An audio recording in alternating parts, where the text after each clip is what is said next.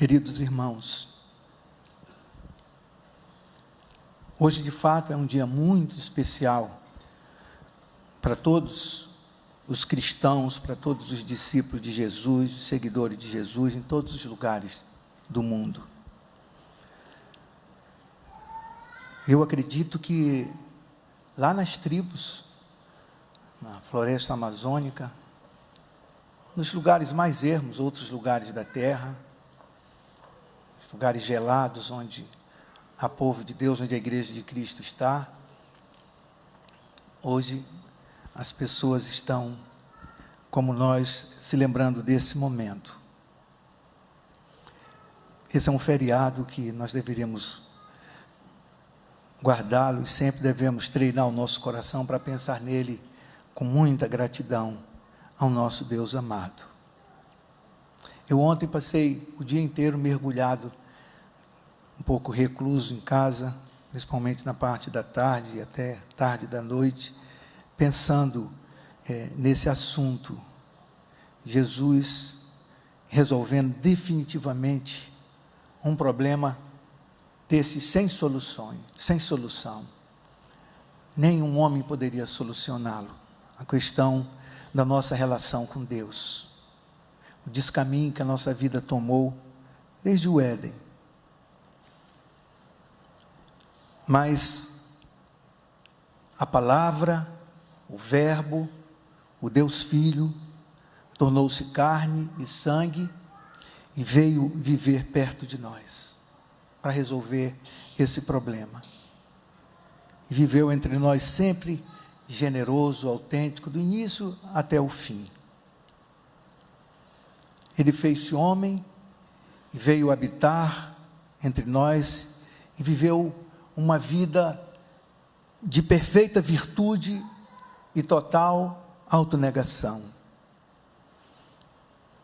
Isaías o descreve no capítulo 53, dizendo, numa das suas frases, um dos seus versículos, ele era desprezado e o mais rejeitado entre os homens, homem de dores, que sabe o que é padecer, e como um de quem os homens escondem o rosto, era desprezado, e dele não fizemos caso.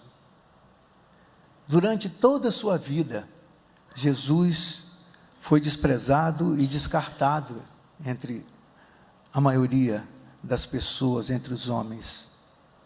Seus inimigos foram muitos, seus amigos poucos, e esses poucos, no fim, se mostraram infiéis. Ele foi entregue nas mãos do que o odiavam. Prenderam Jesus quando ele estava orando. Vestiram-no de púrpura, com ironia, para o tornarem ridículo, e arrancaram-lhe as roupas, depois deixando-o nu para envergonhá-lo. Fizeram um trono, improvisaram um trono, onde ele foi colocado, para escarnecerem dele. E depois o amarraram a um pilar, para o surrarem cruel e impiedosamente.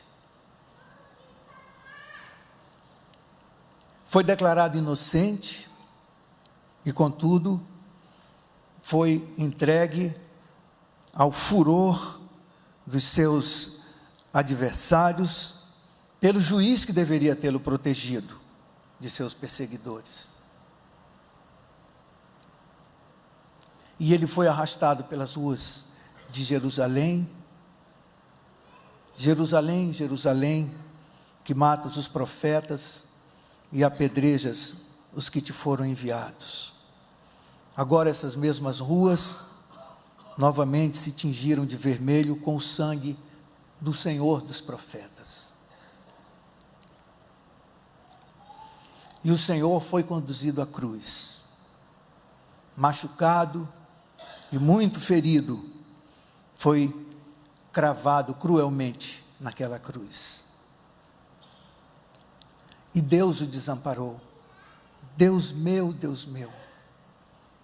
por que me desamparaste? O seu clamor continha a angústia concentrada do mundo inteiro, de todos os corações, perdidos, vivendo nas trevas. Nesse mundo, a atmosfera dos humanos que vivem em trevas, por causa da ignorância a respeito do amor e do plano bendito de Deus, o nosso Salvador. Deus meu, por que me desamparaste? E enquanto ele estava cravado ali naquela cruz, um combate mortal, terrível, com o pecado e Satanás era travado.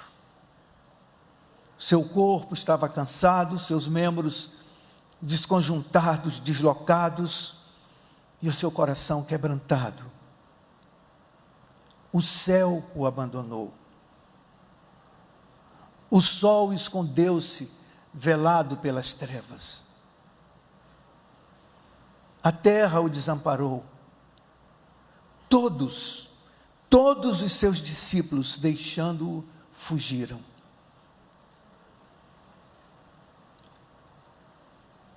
Olhou em todas as partes e não havia ninguém por ele. Ninguém que o ajudasse. Ninguém. Lançou o seu olhar ao redor e não havia ninguém que pudesse compartilhar sua pena. Naquela hora, ele estava completamente só. Ele estava sozinho. Pisou sozinho o lagar. E nenhum dos seus amigos estava com ele naquela hora. Mas ele seguiu adiante, determinado, com firmeza, a sorver até a última gota desse cálice que não podia passar dele, não devia passar dele. Ele devia cumprir a vontade do Pai. E amando os seus, amou-os até o fim. João 19, 28, 30, diz: depois, vendo Jesus que já estava consumado, tudo já estava consumado, para se cumprir a Escritura, disse: tenho sede. Estava ali um vaso cheio de vinagre, embeberam de vinagre uma esponja, e fixando-a num caniço de isopo, lhe achegaram à boca. Quando, pois, Jesus tomou o vinagre, disse: está consumado. E, inclinando a cabeça, rendeu o espírito. Ele gritou alto: está consumado. Inclinou a cabeça e morreu. Mas o que ele quis dizer com essa expressão, está consumado? Não significava não aguento mais. Não eram as suas forças que tinham se acabado. Quando ele disse, está consumado, Jesus quis dizer que todas as figuras, promessas e profecias das Escrituras Sagradas estavam agora plenamente cumpridas nele. Aconteceu o que devia acontecer, como deveria acontecer. Ele quis dizer que não somente se cumpriram todas as figuras e as profecias e as promessas, mas ele quis dizer que também todos os sacrifícios típicos da antiga lei foram abolidos e significativamente explicados. Jesus quis dizer que nesse momento sua obediência perfeita havia sido consumada. Ele guardou toda a lei de Deus por seu povo, obedeceu cada um dos seus verdadeiros, santos e justos mandamentos e preservou intactos cada um dos seus estatutos. Está consumado. O Salvador quis dizer que a satisfação que ele deu à justiça de Deus havia sido completada cabalmente. Agora, a dívida havia sido saldada até a última exigência. A dívida que era minha, a dívida que era sua, a dívida de todos nós, ele saldou até a última exigência. A expiação e a propiciação foram feitas de uma vez por todas e para sempre, por meio dessa única oferta feita no seu corpo. Está consumado. Quando Jesus disse isso, ele havia destruído totalmente o poder de Satanás, do pecado e da morte. Acabou. Está consumado. Ele ratificou o pacto. O Deus Santíssimo foi honrado e a divina justiça foi plenamente manifesta, e o juramento, e o pacto, e o sangue fixaram com firmeza o lugar da habitação dos redimidos. Está consumado, bendito seja o seu nome.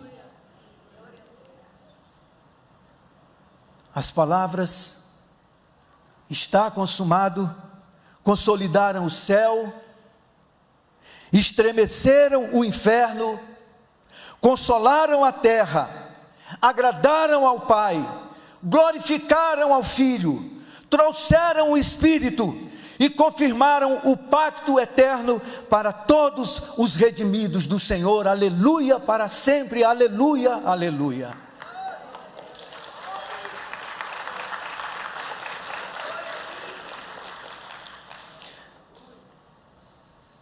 Ontem eu fiquei o dia inteiro pensando e lendo sobre isso, e me maravilhando com o plano de Deus. Com o coração humilde, apreciando a bondade eterna do Senhor para com os homens, para com os filhos dos homens. Lembrando de versículos como o Salmo nos ensina a pensar: que é o homem para que dele te lembres, para que te importes com ele? Meu Deus, e dentre eles o Senhor se importou comigo. Como é que eu posso saber essas coisas agora, meu Deus? Que coisa maravilhosa.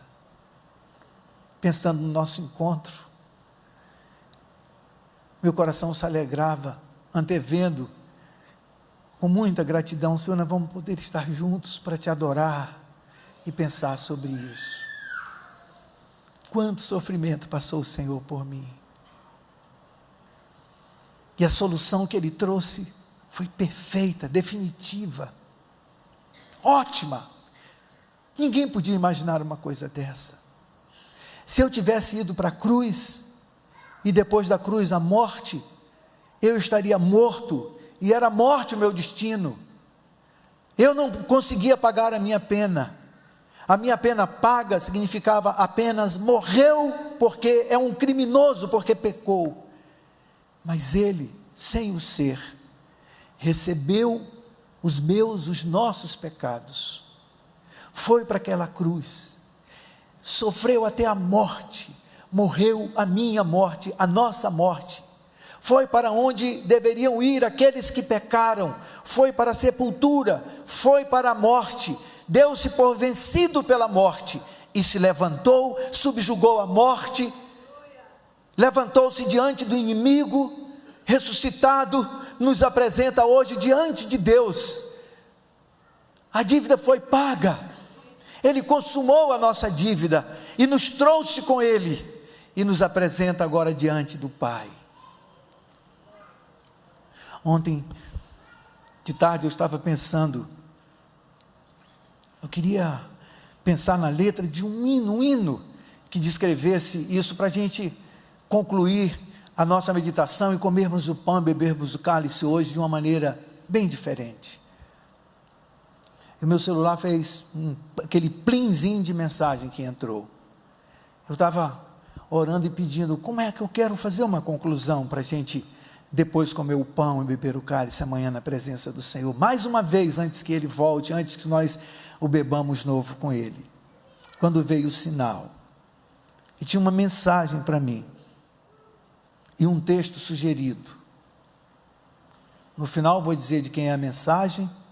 Quando eu começar a ler a mensagem, essa pessoa vai perceber que é dela a mensagem, e que ela havia sido levantada por Deus para escrever a conclusão da nossa meditação nesta manhã.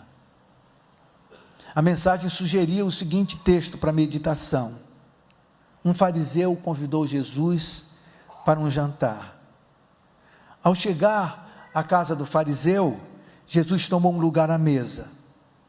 E aconteceu que uma mulher, sem valor para os homens, porque era uma mulher que tinha a vida julgada por todos, a versão NVI, diz que ela era uma prostituta na cidade.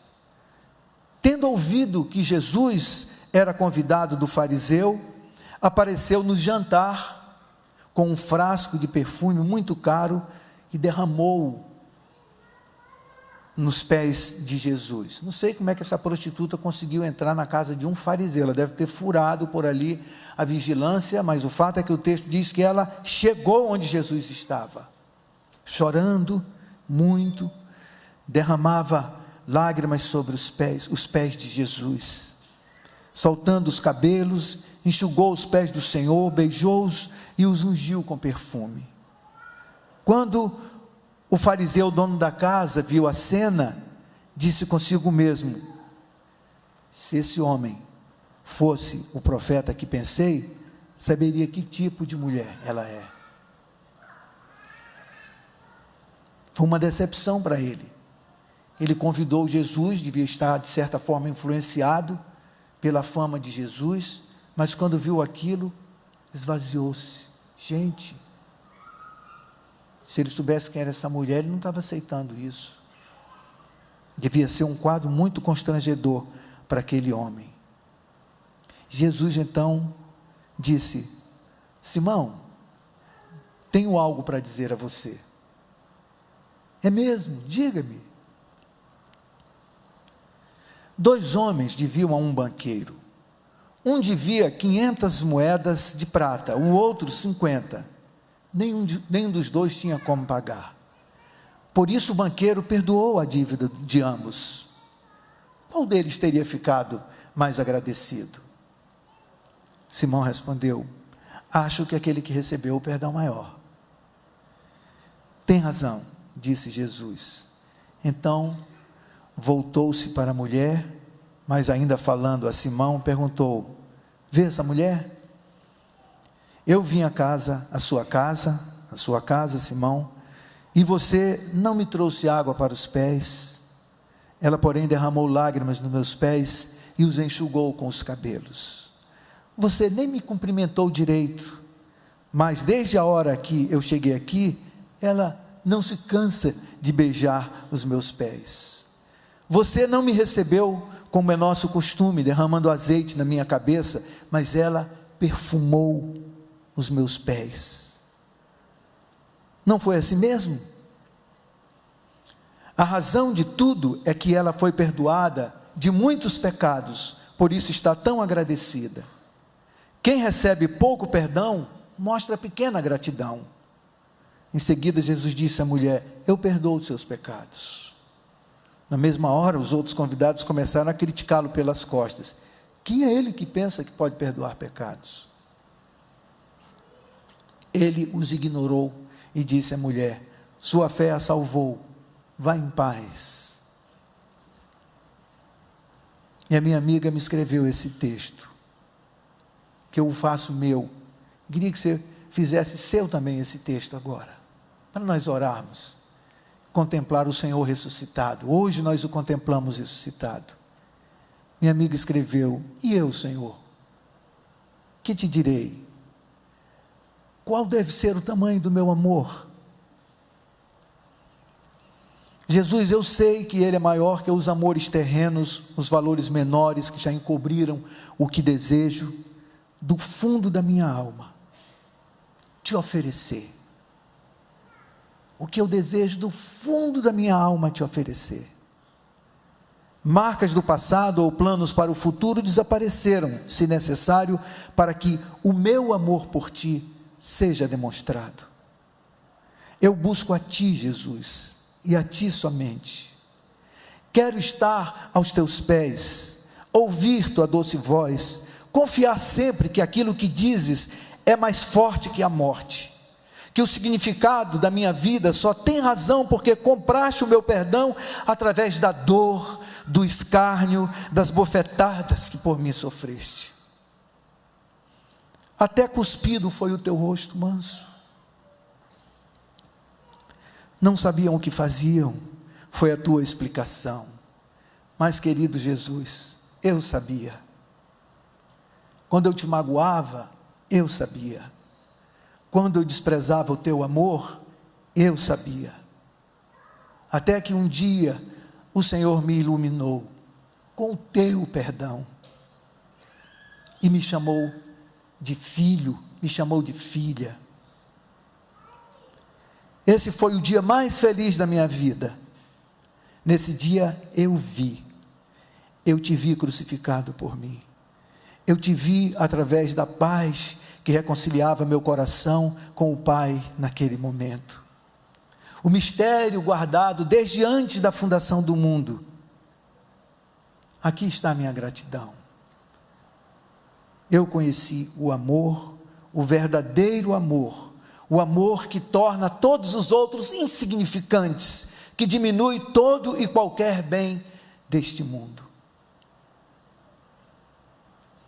Que é a ansiedade humana diante da possibilidade de uma traição, se o meu Senhor, na noite em que foi traído, tomou o pão e deu graças, e o partiu e o distribuiu, ofereceu o seu próprio corpo. Jesus, tu sabes o quanto eu fui perdoado, o quanto eu fui perdoada. Então, só tu sabes o tamanho do meu amor.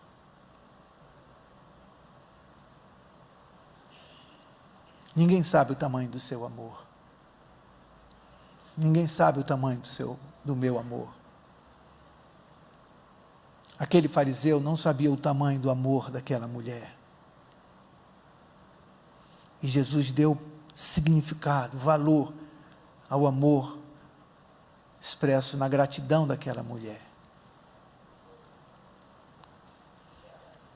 Talvez você nunca tenha se perguntado: qual é de fato o tamanho do meu amor pelo meu Salvador, por aquele que me deu a minha vida com um carimbo bonito, vermelho em cima, escrito sem culpa, tudo pago, tudo consumado, está perdoado. Vamos voltar para casa, para a presença do Pai.